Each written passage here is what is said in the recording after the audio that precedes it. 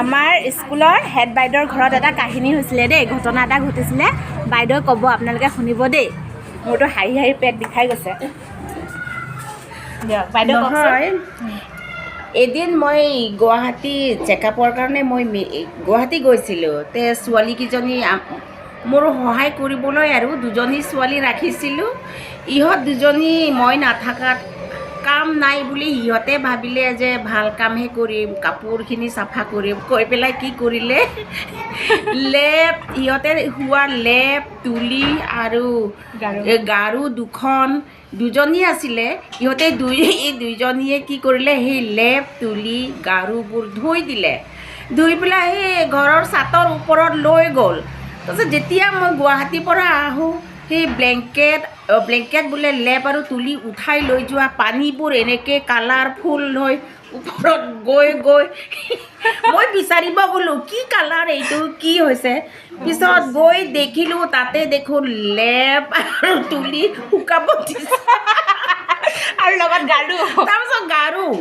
মই সুধিলোঁ কি কৰিলে সিহঁতে, সিহঁতক সুধিলোঁ কি কৰিলে সেই কাপোৰখিনি। আমি ধুইছোঁ এনেকৈ কৈছে। তাৰপিছত মই ক'লোঁ তোমালোকক কোনে সেই কামটো কৰিব দিছে, এনেকৈ ক'লোঁ। ইহঁতে কৈছে নাই, এনেই কাম নাই যে থাকি আমনি লাগিলে সেইবোৰ কাপোৰ ধুইছোঁ বুলি কৈছে। মই আৰু কি ক'ম, হাঁহি হাঁহি মোৰো পেট বিষাইছে। বেমাৰ নহয়, ইফালে সিহঁতকে মই হাঁহিছোঁ আৰু। বা তোমালোকৰ বুদ্ধিবিলাক বহুত ভাল দেই। চাফা কৰিব যাওঁতে দেখোন চব নষ্টই কৰিলে। এতিয়া শুকালেনে নাই বাইদেউ আপোনাৰ লেপ? এই 5-6 মাহমান ওপৰতে শুকাই আছোঁ নুশুকাইহে নহয়, গোটা হৈ গ'ল। তাৰপিছত মই কৈছোঁ সেই লেপ কভাৰটো কি কৰিলে, নতুন কভাৰে লগাইছিলে, কি কৰিলি মই সুধিলোঁ। ইহঁতে কৈছে নাই, আমি কেঁচি লগত কাটি বোলে কি কয় ৰুমাল বনাইছোঁ বুলি।